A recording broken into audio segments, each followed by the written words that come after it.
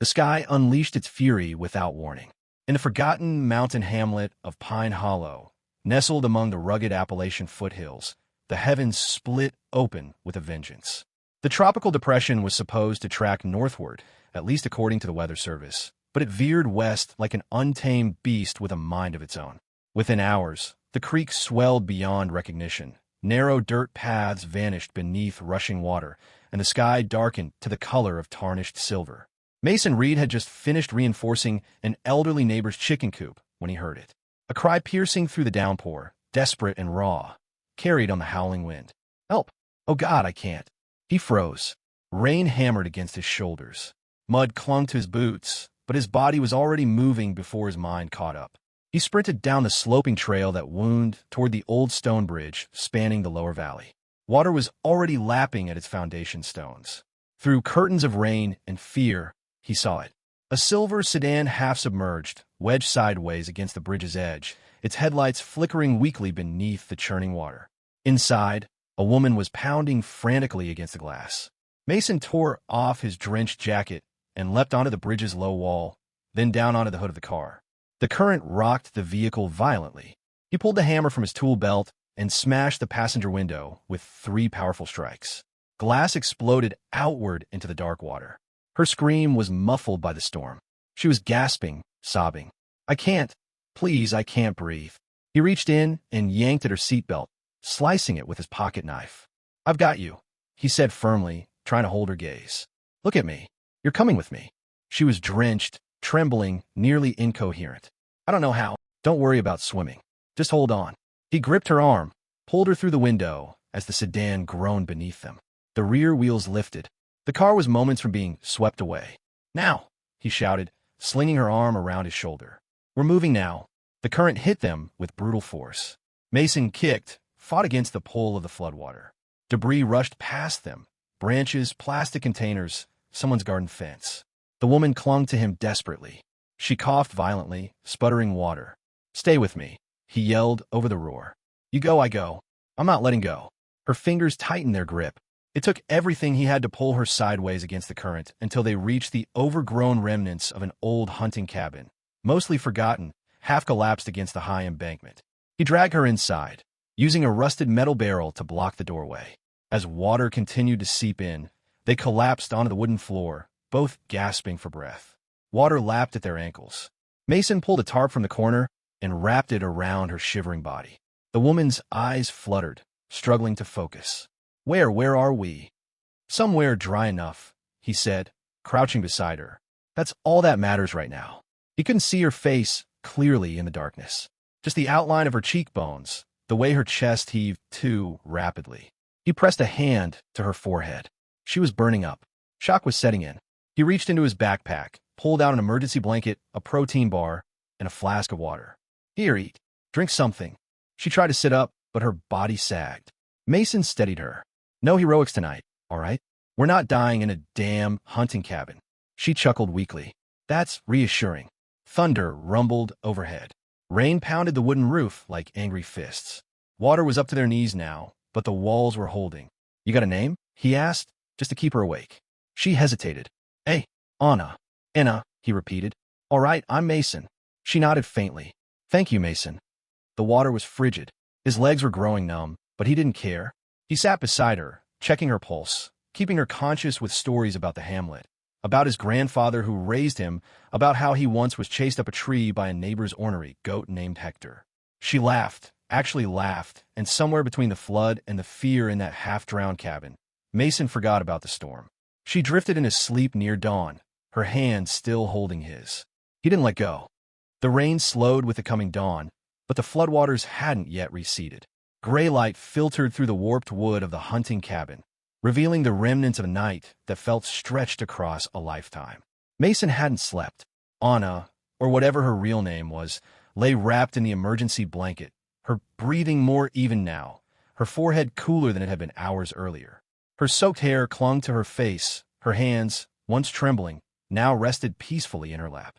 He had kept a small fire going all night with dry kindling he found stacked in a corner cabinet and split the last of his protein bar between them, insisting she eat even when she protested. She was more alert now, calmer, but there was something guarded about her, something careful. When she opened her eyes and caught him watching her, she didn't flinch. She just offered him the faintest smile. "I need to leave as soon as possible," she said quietly, her voice still raspy from the night before. Mason nodded. "Of course.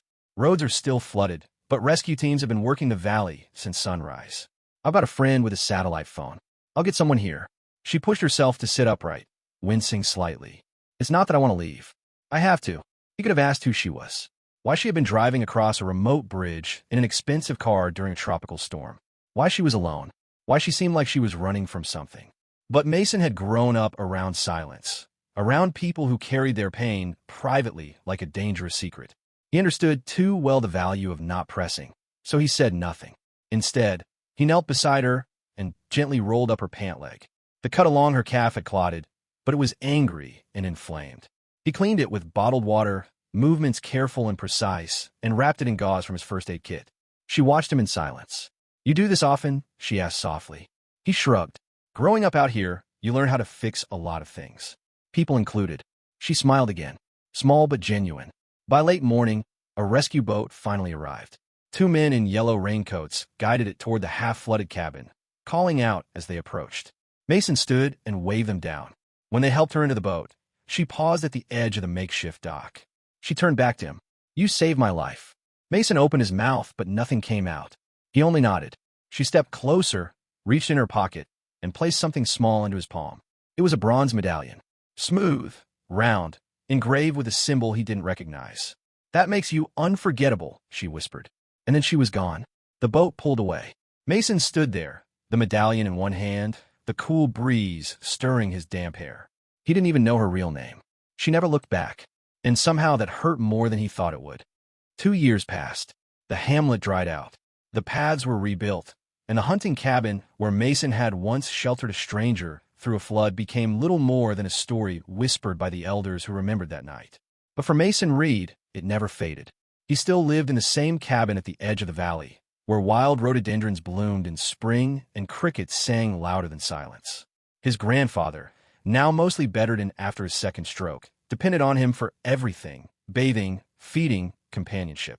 He worked part-time repairing water pumps and broken-down trucks for neighbors, earning just enough for medicine and groceries. He didn't talk about the night he saved a woman from drowning. Not because it hurt, but because no one would have believed how real it had felt, how much one night with a stranger could plant itself inside him like a seed that never stopped growing.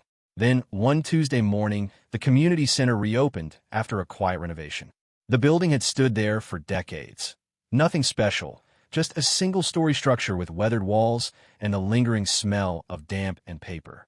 But something had changed. There were new tables, fresh paint, a heating system that actually worked, and a small plaque at the entrance.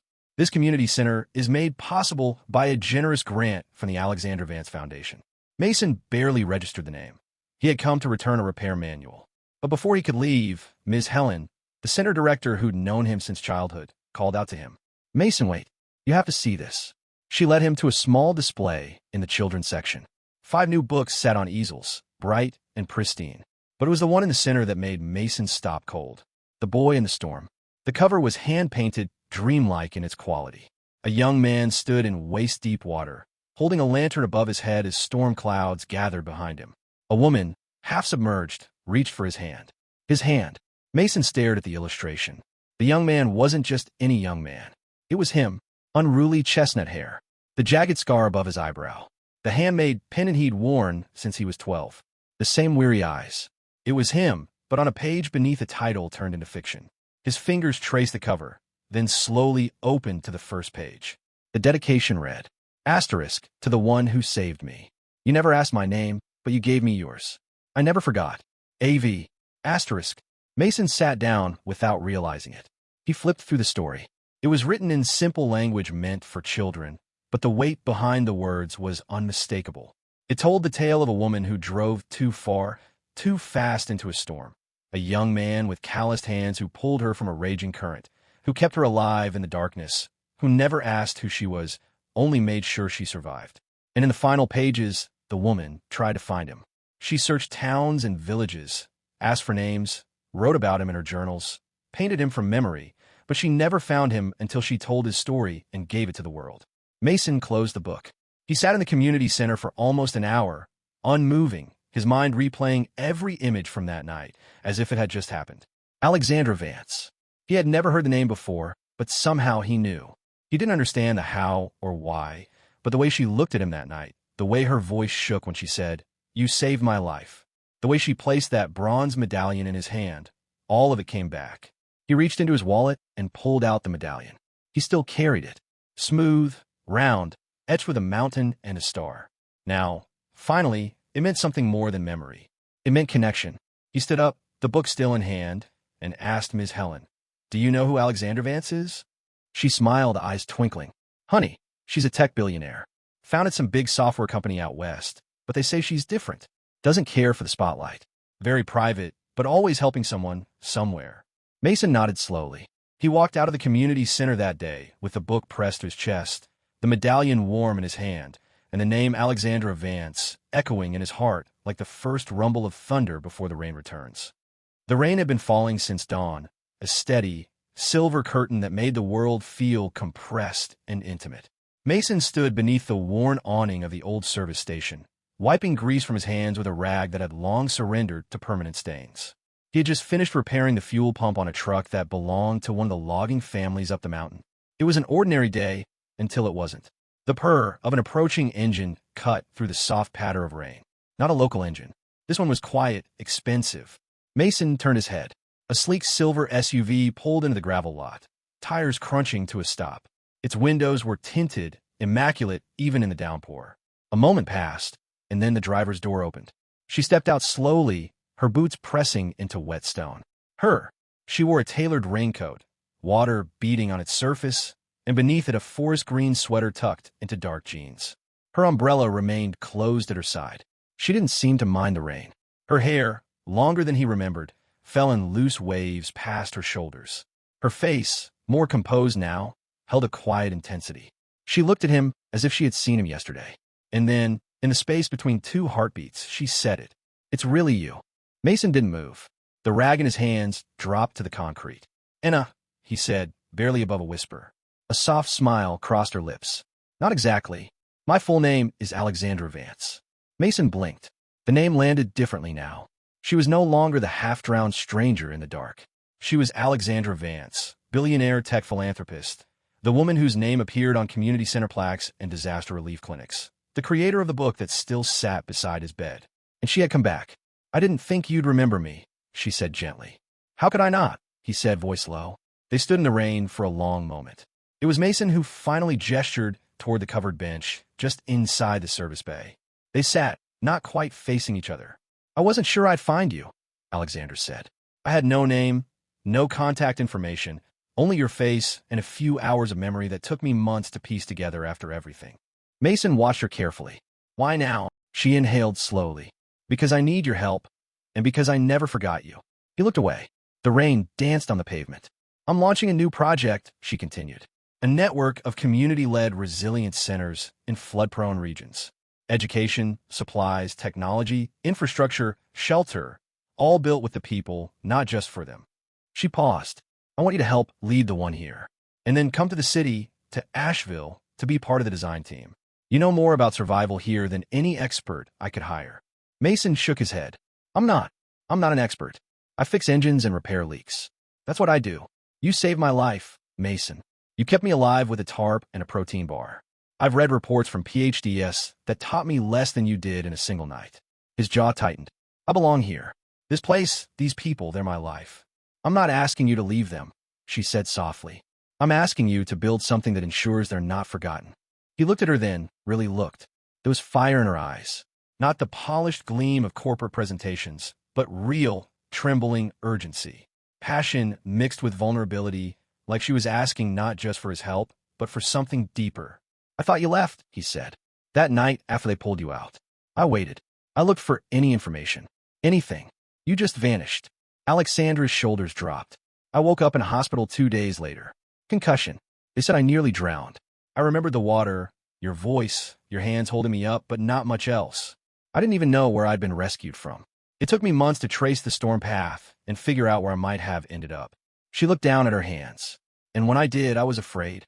"Of what?" "That you wouldn't be who I remembered. Or worse, that you were, and I didn't deserve to find you. Mason felt something stir in his chest, a knot that had been there since the day she left. It loosened just a little. I read your book, he said. Alexandra smiled, almost shyly. It was the only way I knew how to find you. A beat of silence passed. Then Mason said, You're not what I expected, Alexandra Vance. She turned to him, her eyes soft. Neither were you. Another gust of wind swept across the lot, and her coat fluttered slightly. I'll think about your offer, he said at last. But I won't make promises. She stood. I don't want promises. Then she hesitated, reached into her coat pocket, and pulled out something small. A bronze medallion. The same one. I found another, she said. But the first one, the one I gave you, that was always meant for you. He looked at it, then looked at her, and for the first time in 2 years, Mason wasn't sure where he belonged anymore. But he knew one thing. He had been seen, truly seen, and something inside him, a quiet ache, began to stir back to life. Mason never thought the city would feel so cold. Not the temperature. Asheville was still crisp with mountain air, but the glass and steel, the echo of elevators, the polished silence of executive offices. He had come because Alexandra asked. He stayed because he believed in her vision. For weeks, he worked alongside her team on a disaster resilience initiative designed to support vulnerable communities. His knowledge of terrain, weather patterns, and rural life proved invaluable. He saw purpose in it, felt part of something meaningful, until he saw the file. It was late. Most of the staff had gone home. Mason stayed behind reviewing budget reports for the community centers they planned to build. A misfiled document slid from a folder stamped with the Alexandra Vance Foundation seal. Asterisk Project Mountain Haven Flood Barrier Status completed. Incident Report. Structural failure during storm. Casualties 3. Displaced families 42. Reason. Substandard construction. Asterisk. Mason froze. He knew that community. He had walked through its muddy remains after the flood last year. He had helped carry an elderly man through waist-deep water there. And now he saw Alexandra's name at the top of a document tied to the disaster. His hands trembled. The next morning, he walked into Alexandra's office, the file clenched tightly in his hand. I need to know if this is real, he said. She looked up from her laptop, calm at first, until her eyes met the paper. She read it, scanned the damage report, and went completely still. I've never seen this, she whispered. This wasn't run through my review. Mason stared at her. It has your foundation stamp. I know, but this wasn't me. Later that day, she returned to him with a grim expression. She had dug through internal files. The project had been greenlit and fast-tracked by the Foundation's executive director, her former partner, James Whiteley. He had bypassed multiple safety checks and falsified compliance reports. Alexandra had been kept in the dark. She sat down, visibly shaken. I trusted him, she said. Mason didn't speak for a long moment. When he finally did, his voice was low and tight. If you didn't know, then you didn't care enough to know. Her eyes snapped to his. Don't you dare say that. You funded a barrier that killed people, Alexandra. I didn't know. That's the problem, he said. People died, and your name was there. You say you care, but where were you? I've spent my life trying to make things right, she cried. I built this foundation from nothing. Fought against everything that told me I wasn't enough. Don't you dare question my heart. Mason shook his head, pain flaring behind his eyes. You can matter without building an empire, Alexandra. You just had to stay. And you didn't. That broke her. She stepped back as if his words had physically struck her. Neither of them said another word. That night, Mason packed his bag. He left the apartment she had arranged for him, left the project, the offices, the unfinished community plans. On the kitchen table, he left a note scrawled in pencil. Asterisk, I can't build anything with someone I no longer trust. I'm sorry, asterisk. He took a bus to the train station. Rain splattered the windows as the city faded into gray behind him. And Alexandra stood in the hallway of her empty apartment, holding the note, reading it over and over again. For the first time in years, she had no words, only silence and a heart quietly breaking. The rain had returned to the hamlet, softer now, like a gentle whisper rather than a storm. Mason stood by the workshop behind his grandfather's house, sanding down an old rocking chair for repairs. His hands moved on instinct, but his mind was far away, still caught somewhere between Asheville and that office with too many secrets and too much silence. He had not answered any of Alexandra's calls, hadn't read her emails, hadn't opened the package she sent the day after he left. He wanted to forget her, but he couldn't forget the way she'd looked at him, half defiance, half breaking, and the way his own heart had cracked when he walked away. Then one late afternoon, her car appeared again. Same sleek frame, same tinted windows, but this time she didn't step out. She left a package on his front steps. No knock, no waiting, just left it there and drove off down the muddy path like she never wanted to force anything again. Mason watched from the shadows, unsure whether to follow, but he didn't move. The package contained a leather-bound journal, thick, worn at the corners. Inside was her handwriting, elegant, clean, vulnerable. Page after page, Alexandra had written everything. Not just words, but her soul. The first entry was dated 3 weeks after the flood. I don't remember everything. Not the way I want to, but I remember his voice. It was steady when everything else wasn't. There were sketches, rough, unpracticed, of a hunting cabin, of Mason's face, of the bronze medallion she had placed in his hand. There were notes about her search, trails gone cold, days she cried when no one was watching. Another entry, months later. Every boardroom feels louder after him. Every applause more hollow. Page after page, she detailed how she had built the foundation to make her survival mean something. How in every mountain community she visited, she looked for his eyes. How she had never stopped wondering if he'd found peace.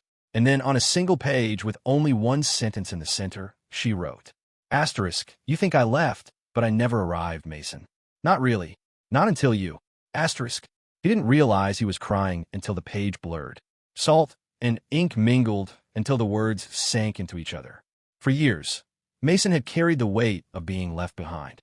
He had convinced himself that maybe she never felt what he did, that maybe he was just a footnote in the story of someone destined for greater things. But this journal wasn't a performance. This was a woman laying herself bare, with no guarantee he'd ever read a word of it. He closed the book slowly and pressed it to his chest. The next morning, he went to the edge of the hamlet, the place where the valley met the road, where travelers either turned back or committed to the long journey forward. She was sitting on a flat stone near the creek, her coat pulled tight around her, watching the water move in slow spirals. Mason approached without a word. Alexandra looked up, her breath caught, but she didn't speak first. She let him come to her. He sat beside her, the silence not awkward but full. Finally, he said, "You didn't write those words for anyone else." "No," she said quietly. "Only you. I was harsh. I deserved it." "No," he said. "You didn't deserve how quickly I left." Alexandra's eyes shimmered, but she kept them open. "You left because you were scared to believe someone like me could care that much. And I let you leave because I was scared to ask you to stay." He nodded. The wind carried the scent of pine and something like healing. "You once told me I mattered," she said. "But you were the one who made me believe it." Mason turned to her. "I've spent 2 years wondering if I imagined you. Wondering if that night was just survival. But it wasn't. It was the most real thing I've ever known." Then softer, he added, "I forgive you." Her lips parted, the beginning of a sob. "Not because you're Alexandra Vance," he said. "Because you're the woman who almost died in my arms and still found a way to bring the world something good." She covered her face with her hands, and for a long time they sat like that.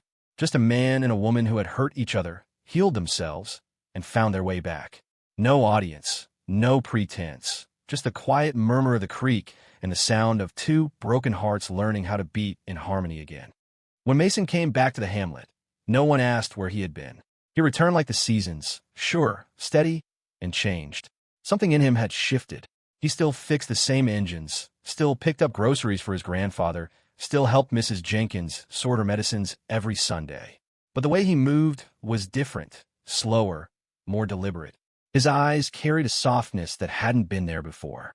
He didn't speak about the city, not to anyone, but people noticed that he no longer looked out over the valley with the same kind of longing. His shoulders were lighter, his voice less guarded. He had left angry, but he had returned with something else, something like peace. He turned the small front room of his house into a teaching space, hung up laminated posters on first aid and emergency preparedness, collected spare boots and emergency radios. Every Saturday morning, children from across the valley showed up to learn how to use safety equipment, build emergency shelters, and read weather patterns. He didn't advertise it. He didn't charge a penny. He just left the door open, and the children came. One rainy afternoon, he was in the middle of showing a girl how to tie a rescue knot when he looked up and saw her. Alexandra. She was sitting on the wooden bench under the awning, rain misting her coat, her hair damp but gently curled like it always had been.